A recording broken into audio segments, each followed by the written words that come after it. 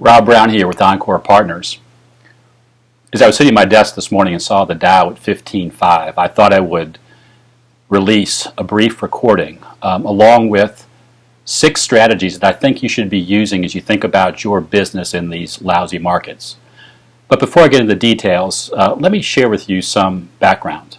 You know, I've been at this for a long time. I've been around for a lot of the crazy markets. My first bad market was probably 1987. And as I think about those markets, and I think about advisors and how they did the best jobs for their clients while still keeping an eye on the growth of their business, there were 6 major areas that they spent some time. I did that in my own practice, and I've helped countless number of advisors do the same thing. So I'm not trying to scare you. In fact, I have a bet that the Dow will hit 17,250 by the end of this week. I'm not sure I'll win that bet, but I saw Jeremy Siegel is still going for Dow 19,000, so maybe I'll be right somewhere along the line. It doesn't really matter. These are lousy times for investors, at least for investor confidence, which makes it a tough time for you as advisors. So I have 6 strategies that I'd like you to be thinking about, sort of to stress test your practice. First of all, make sure you have balanced client communication. Sure, I know you probably have a system in place to give your clients steady contact, but how good have you been at delivering that level of service? Is it enough? Is it too much? In an environment like this, it's possible to over-communicate with your clients and kind of spook them, thinking the market's going to keep going down, and because you never call and you're calling now, something's really wrong. Or you could be a hyper-communicator with your clients, which means your clients expect even more communication in the coming days and weeks. So think about that with your practice. Do you have a balanced level of client communication that matches up with your client expectations and what you promise to deliver is part of your ongoing client experience? The second thing I want to suggest that you do, and this may sound a little bit strange, but it's really important, offer to help your clients' family and friends. A lot of your clients' family and friends come to them for advice because they've been successful, because they work with you. And in times like this, it's hard to give advice. It's tough for you. It's even tougher for somebody who doesn't do it for a living. So offer to give your clients, family, and friends some help. They'll look at that as being something extra that you're doing for them, and you may pick up a few referrals along the way. The third thing I want you to do is make sure you're keeping confidence in your team.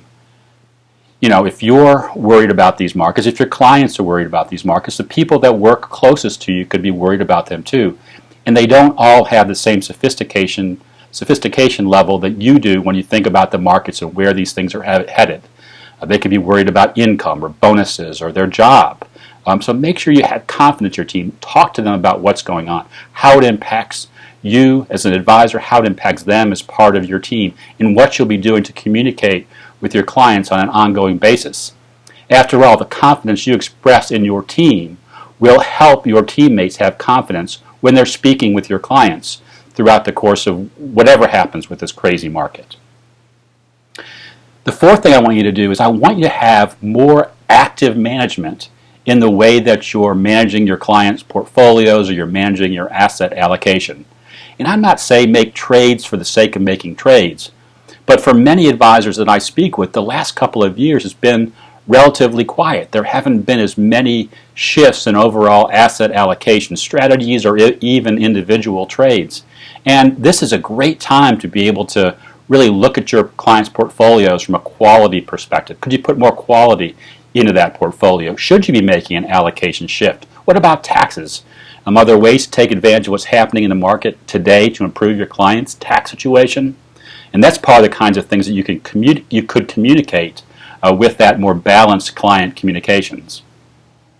The fifth thing that I want you to do is spend more time thinking about yourself. This is an easy time to get too caught up in the market, to keep the market going 24/7 in your head, not to get away from your business. That's bad for you, that's bad for your team, that's bad for your clients. So compartmentalize the time that you're spending in the business. Don't let it overwhelm you.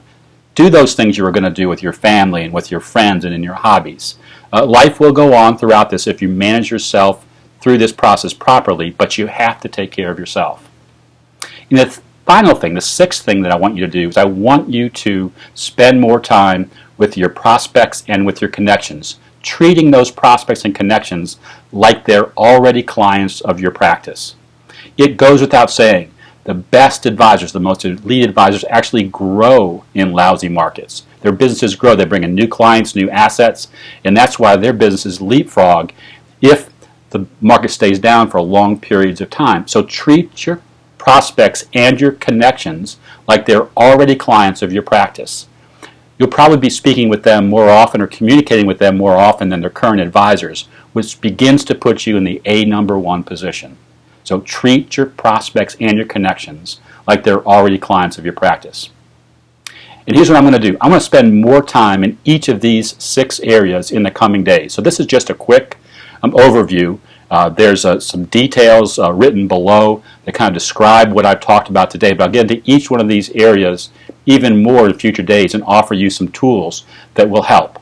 So keep listening, and by the way, if you're not on my email list, I would encourage you to enter your name and your email address below.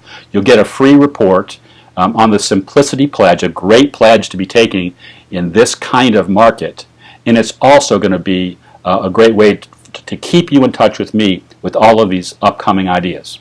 I hope to see you on the other side. This is Rob Brown, over and out.